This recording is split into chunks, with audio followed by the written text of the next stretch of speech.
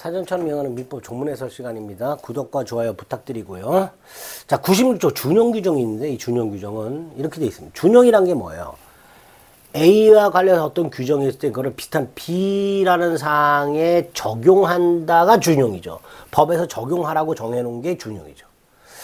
자, 58조 2항, 59조 내지 62조니까 내지는 59조부터 62조까지라는 뜻이에요. 그러니까 59조, 60조, 61조, 62조까지를 말합니다. 그다음에 64조, 65조, 70조 요거를 청산인에 준용한다로 되어 있습니다.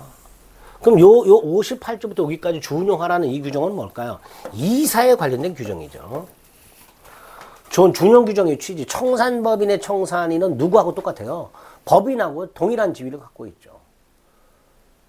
청산인은 청산법인의 대표기관이며 청산사무집행기관이죠. 그래서 96조에서 이사와 관련된 규정을 청산인에 적용하도록 하고 있는 거예요. 어떤 걸 적용하는지 보겠습니다.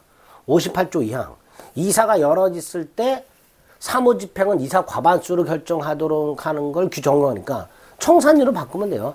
청산인이 여럿 있으면 정관에 다른 규정이 없다면 청산법인 사무집행은 청산인 과반수로 결정해라. 59조부터 62조까지 59조 이사의 대표권이죠. 청산인으로 바꾸면 돼요. 청산인은 청산법인 사무에 관해서 각자 대표한다. 다만 정관에 규정한 취지,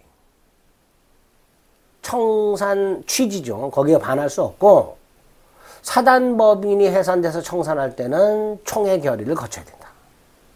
청산법인 대표에 관해서는 대리에 관한 규정을 준용한다. 청산인에 관해서, 그죠? 대리에 관한 규정 준용한다. 청산인 대표권에 대한 제한은 등기하지 않으면 제3자에게 대응하지 못한다. 청산인으로 바꾸면 되죠. 60조 2 직무대행자. 이사 선임 절차에 뭔가 문제가 있어서 법원에 이사 직무집행 가처분 신청하고 법원이 이사 직무집행 가처분을 하면서 직무대행자를 선임하죠. 그 직무대행자. 그 직무대행자는 법원의 가처분 명령에 따른 정함이 있는 경우 외에는 통상사무에 속하지 아니한 행위를 하지 못한다. 청산인으로 바꿔요.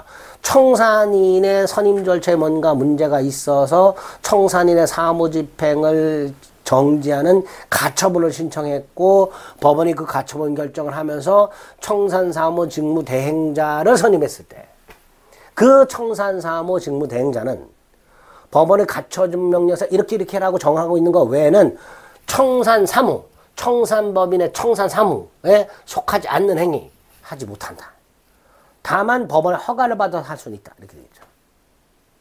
그 청산사무 직무대행자가 1항을 위반했다 하더라도 법인은 선의 제3자에게 책임을 져야 해요. 61조 청산인은 선량한 관리자의 주임으로 직무를 행해라. 62조 청산인이 정관 또는 총회 결의로 금지하지 않은 사항에 하나요. 타인으로 하여금 대리하게 할 수 있다. 그죠? 이사의 대리인 선임권이라는 게 있고요. 청산인도 마찬가지다. 64조 청산법인과 청산사의 이익이 상반한다. 그럼 그 청산인은 대표권이 없다. 그러면 특별대리인 선임해라. 청산법인과 청산인 사이. 예컨대 청산법인에 대해서 청산인이 채권을 갖고 있어. 뭐 이런 경우. 65조 청산인이 그 임무를 해체했다. 그럼 청산인은 책임져라. 청산법인에 연대해서 책임져라. 70조 임시총회 사단법인이 해산했어. 그리고 청산법인이 있어. 그 청산법인의 청산인은 청산법인 임시총회에 소집할 수 있고 그 청산법인 총사원 5분의 1 이상 목적사항을 제시해서 청구하면 임시총회를 소집해야 되고 청구가 있을 때부터 2주 내에 청산인이 소집 절차를 밟지 않으면 그 청구한 사원이 법원에 허가를 얻어 소집할 수 있고 이런 것들을 다 청산인에 그대로 적용하겠다. 58조 2항부터 70조까지 규정이 뭔지를 확인한 다음에 거기에 법인을 청산법인으로 이사를 청산인으로 싹 바꿔서 해석을 한번 해보시기 바랍니다. 이런 것들을 준용한다.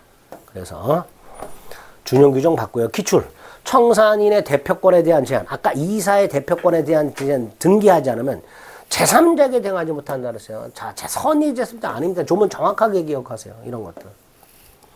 이사의 대표권에 대한 제한은 등기하지 않으면 그냥 제3자에게 대응하지 못한다. 그러니까 청산인도 마찬가지 말이에요. 선의 제3자가 아니라 그냥 제3자에게 대응하지 못합니다.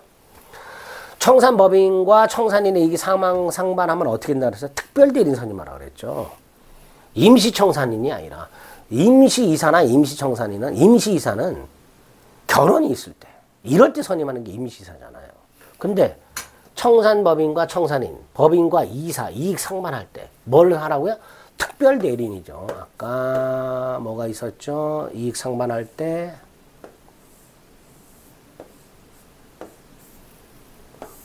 있었는데 특별대리인 네, 법인과 이사 이익이 상반할 때 특별대리인 상반하게 되잖아요. 그러니까 청산법인과 청산인의 이익이 상반할 때도 특별대리인을 선임하는 거지 임시청산인을 선임하는 게 아닙니다. 조심하자. 이런 식으로 좀 디테일하게 조문을 이렇게 바꿔서 출제하는 경우가 있어요.